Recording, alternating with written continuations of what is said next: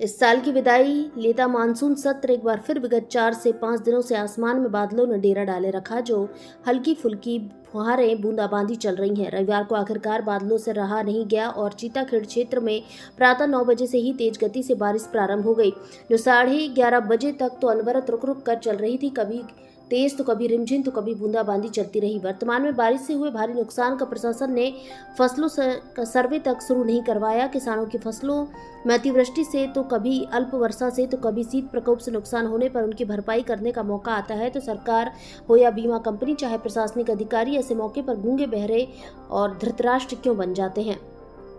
विदाई लेने की बजाय बारिश का एक बार फिर आगमन हो गया है। इस समय किसानों के खेतों में सूख चुकी खरीफ सीजन की फसलों की कटाई कार्य चल रहा है। रबी सीजन की फसलों की बुआई के लिए खेतों को तैयार करना है। बारिश के चलते किसान ना तो फसलों की कटाई कर पा रहे हैं, ना ही खाली हुए खेतों की हकाई जुताई कर पा रहे हैं। अतिवृष्टि से फसलों में भारी नुकसान हुआ है। वहीं दूसरी ओर खरीफ सीजन की फसलों के भाव औंधे मुंह गिरे हुए हैं। फिर ऊपर से रबी सीजन की फसलों के लिए खेत तैयार करना है।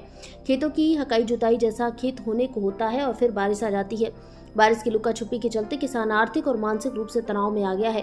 गोपालपुरा के कृषक रामचंद्र मीणा के खेत में सोयाबीन की फसल कटी पड़ी हुई है। खेत में पानी भर गया है। देवी अग्रवाल के कृषक रामेश्वर गुर्जर ने बताया कि मैंने मेरे खेत में 4 बीघा खेत में मूंगफली की फसल बोई थी। फसल पककर तैयार हो गई और उखड़ कर भी पूरी रखी हुई है। बारिश के आ जाने से मूंगफली में दाने फिर से अंकुरित हो जाएंगे। ऐसे समय में सरकार और प्रशासन तथा बीमा कंपनी को चाहिए कि नुकसान की भरपाई की जाए।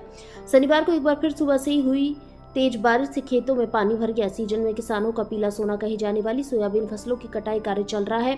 मूंगफली की फसल भी उखड़ाई कार्य चल रहा है। किसान सबसे पहले तो सरकार और फसल बीमा कंपनी की रीति नीति के चलते खासा परेशान है। फिर ऊपर से फसलों के दाम बढ़ने के बजाय घट गए हैं। अब इनके साथ साथ प्रकृति भी किसानों से रूठी हुई है। सरकार, बीमा कंपनी के किसान विरोधी निर्णय से और बेमौसम बारिश के चलते किसान खून के आंसू रो रहा है।